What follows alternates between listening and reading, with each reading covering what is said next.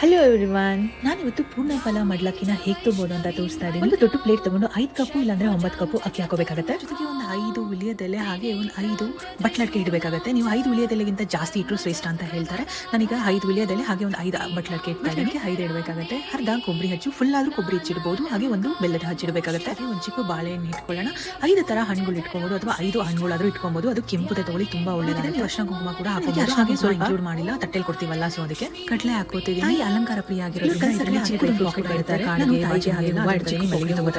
ಜೊತೆಗೆ ಪ್ರಿಯವಾಗಿರೋ ತಾವರೆ ಹೂವು ಕೂಡ ಇಟ್ಕೊಂಡಿದ್ದೀನಿ. ಬಳೆಗಳು ಕೂಡ ಇಡಬೇಕಾಗುತ್ತೆ. ನಾನು ಕೆಂಪು ಬಳೆ ತಗೊಂಡಿದ್ದೀನಿ, ನೀವು ಹಸಿರು ಬಳೆ ಕೂಡ ಇಡಬಹುದು. ಬ್ಲೌಸ್ ಪೀಸ್ ಇಟ್ಟು ಪೂಜೆ ಮಾಡಿಸ್ಕೋತಾರೆ, ಕೆಲವರು ಸ್ಯಾರಿ ಇಟ್ಟು ಪೂಜೆ ಮಾಡ್ತಾರೆ. ಬಟ್ ನಾನು ಸ್ಯಾರಿ ಇಟ್ಟು ಪೂಜೆ ಕೊಡ್ತಾ ಇದ್ದೀನಿ. ನಿಮ್ಮ ಅನಿಷ್ಟನ ಯಾವ್ದಾದ್ರು ಕೊಡ್ಬೋದು. ಇಷ್ಟೆಲ್ಲ ಇಟ್ಟಾದ್ಮೇಲೆ 11 ರೂಪಾಯಿ ದಕ್ಷಿಣೆ ಕೂಡ ಇಡಬೇಕು ಅಂತ ಹೇಳ್ತಾರೆ. ನಿಮ್ಮ ಅನಿಷ್ಟನ ನಾವು ದೇವಿ ಪೂಜೆಗೆ ಇಡ್ತಾ ಇರೋದ್ರಿಂದ ನಿಮ್ಮ ಕೈಲಾಗಿರೋಷ್ಟು ಇಟ್ಟು ಪೂಜೆ ಕೊಡ್ಬೋದು. ಕೆಲವರು ಅರ್ಶಿನದ ಕೊಂಬು ಕೂಡ ಇಡ್ತಾರೆ. ನಿಮ್ಮಲ್ಲಿ ಯಾವ ತರ ಸಂಪ್ರದಾಯ ಇರುತ್ತೋ ಆ ತರ ನೋಡ್ಕೊಂಡು ಇಟ್ಕೊಬಹುದು. ಪೂರ್ಣ ಫಲ ಆಗ್ಬೇಕು ಅಂದ್ರೆ ತೆಂಗಿನಕಾಯಿ ಮಿಸ್ ಮಾಡದೆ ಕೊಡಬಾರ್ದು.